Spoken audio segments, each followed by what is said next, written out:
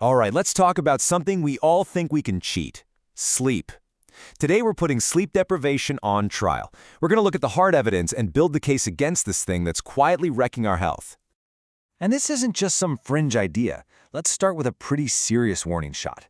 The World Health Organization, they've officially labeled the way our society avoids sleep as a full-blown global health epidemic. Not a virus, but our own habits. And you might think, oh, that's a problem for other people, but it really isn't. Just look at the numbers.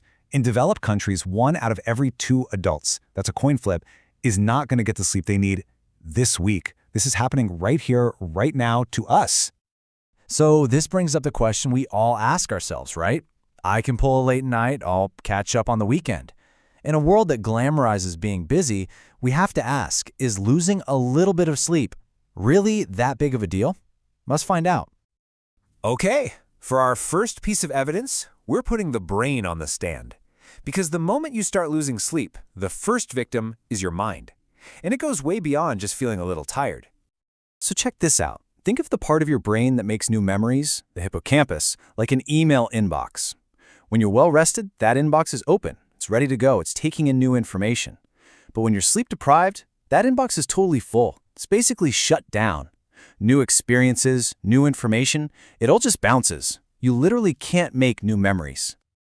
Now, I know what some of you are thinking. Yeah, but I'm different. I'm one of those people who's just fine on 5 hours. Well, a top sleep researcher, Dr. Thomas Roth, has a pretty definitive answer for that.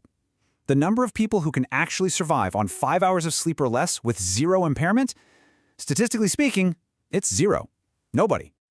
So we've seen what happens to your brain, but honestly, that's just the beginning.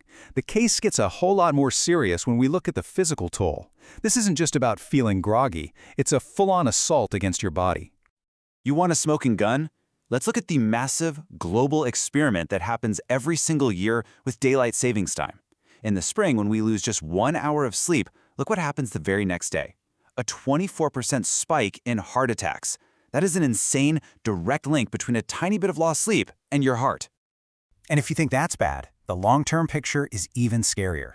If you're someone who consistently gets just 5 to 6 hours a night, your risk of coronary artery calcification, which is a huge predictor of a future heart attack, goes up by 200 to 300%. You are putting your heart under incredible stress. And the attack on your body just doesn't stop. It cripples your immune system. It messes with your blood sugar so badly that you can actually be classified as pre-diabetic after just a few bad nights. And for men, it tanks testosterone levels so much it's like aging you 10 years overnight. This is serious stuff. So the evidence is pretty overwhelming, right? The case against sleep deprivation is just damning. It's a clear and present danger to our minds and our bodies. So let's get to the final verdict, because it's going to completely change how you think about sleep. It's time we completely reframe what sleep is. It's not lost time. It's not a weakness. It is the single most powerful thing you can do for your health. Think of it like this. It's a form of genetic engineering you get to perform on yourself for free every single night to repair and reset your body. And I'm not just being poetic with that genetic engineering line. It's actually kind of literal. When you don't get enough sleep, it physically attacks your genetic code. It damages your DNA. It modifies your body's blueprint. You're messing with the very core of your biology when you skip sleep. So let's just recap this devastating chain of events. Step 1, your brain's ability to learn and control emotions gets knocked out.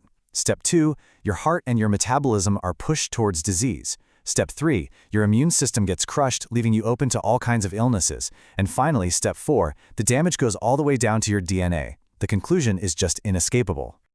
So, the evidence is in. The verdict is clear.